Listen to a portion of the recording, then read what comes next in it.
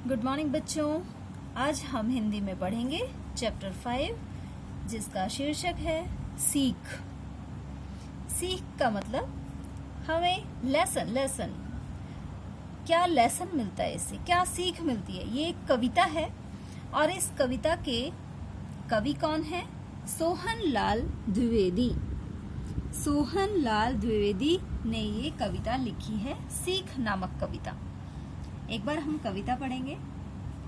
पर्वत कहता शीश उठाकर तुम भी ऊंचे बन जाओ, सागर कहता है लहराकर मन में गहराई लाओ। समझ रहे हो क्या कहती है उठ उठ गिर गिर तरल तरंग, भर लो अपने मन में मीठी मीठी मृदुल उमंग। धरती कहती धैर्य न छोड़ो कितना ही हो सिर पर भार, नभ कहता है फैलो इतना ढक लो तुम सारा संसार।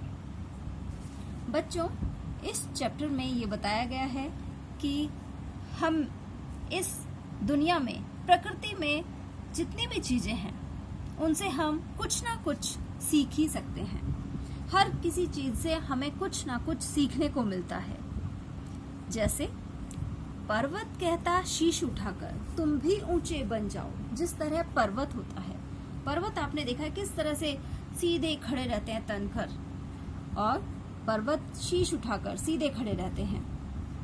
पर्वत कहता शीश उठाकर तुम भी ऊंचे बन जाओ। पर्वत ये कहता है कि तुम भी ऊंचे बन जाओ। जिस तरह ऊंचे ऊंचे पर्वत होते हैं तो पर्वत ये कहता है कि तुम भी ऊंचे बन जाओ।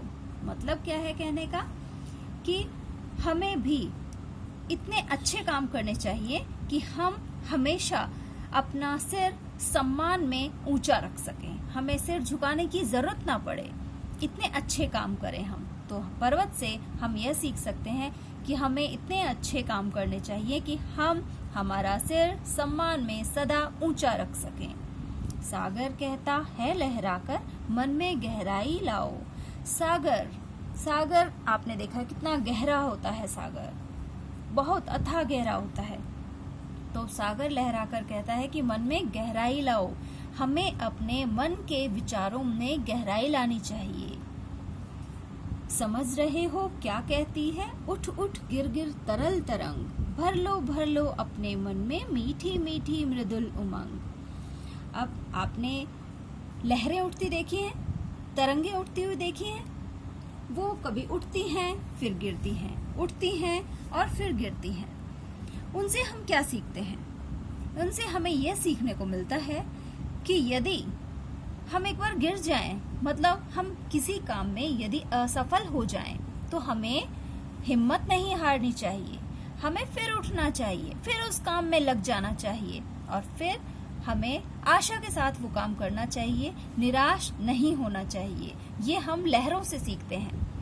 गिरना उठना ये हम सीखते हैं। मतलब हमें निराश नहीं होना चाहिए, आशा की किरण सदैव अपने मन में रखनी चाहिए और पूरे उमंग के साथ, पूरे जोश के साथ, पूरे उत्साह के साथ हमें अपने मीठी मीठी मृदुल उमंग, कोमल उत्साह उमंग के साथ, जोश के साथ आगे काम में लग जाना चाहिए।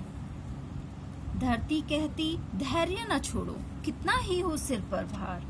धरती, बच्चों धरती पर तो हम रहते हैं, सिर्फ आप और हम तो नहीं, पूरी दुनिया इस धरती पर ही है। कितने लोग इस धरती पर रहते हैं, लेकिन धरती कभी ये नहीं कहती कि मुझे बहुत वजन लग रहा है, मैं बहुत थक गई हूँ, ऐसा नहीं कहती। धरती में इतना धैर्य है, धीरज है कि वो हम सबको झेलती है। तो धरती से हम यह सीख सकते हैं कितना ही हो सिर पर भार, हम पर कितना ही भार आ जाए, हमें हिम्मत नहीं हारनी चाहिए, हमें धीरज रखना चाहिए। नभ कहता है फैलो इतना ढक लो तुम सारा संसार। नभ मतलब आकाश। आकाश आपने देखते हैं, आप ऊपर देखेंगे हमें आकाश दिखाई देता है, हम चलते जाएंगे तब भी आकाश दिखाई देगा। किसी भी कहाँ हम पूरे संसार में कहीं भी चले जाएं, हमें वहां आकाश दिखाई देता है। मतलब आकाश का अंत ही नहीं है। तो नभ कहता है, आकाश से हमें क्या सीखने को मिलता है? ढक लो तुम सारा संसार। मतलब हम इतने अच्छे कार्य करें जिस तरह से नभ ने, आकाश ने पूरा संसार ढक रखा है, उस तरह हम भी इतने अच्छे कार्य करें कि पूरे संसार में हमारा यश फैले, हमारा नाम हो पूरे संसार में। हम इतने अच्छे कार्य करें। तो ये हमें नभ से सीखने को मिलता है। तो इस चैप्टर में यही है कि प्रकृति की हर चीज से हमें कुछ ना कुछ सीखने को अवश्य मिलता है। देखिए संदेश लिखा हुआ है, प्रकृति से हम बहुत कुछ सीख सकते हैं। तो हमें जरूर सीखना चाहिए।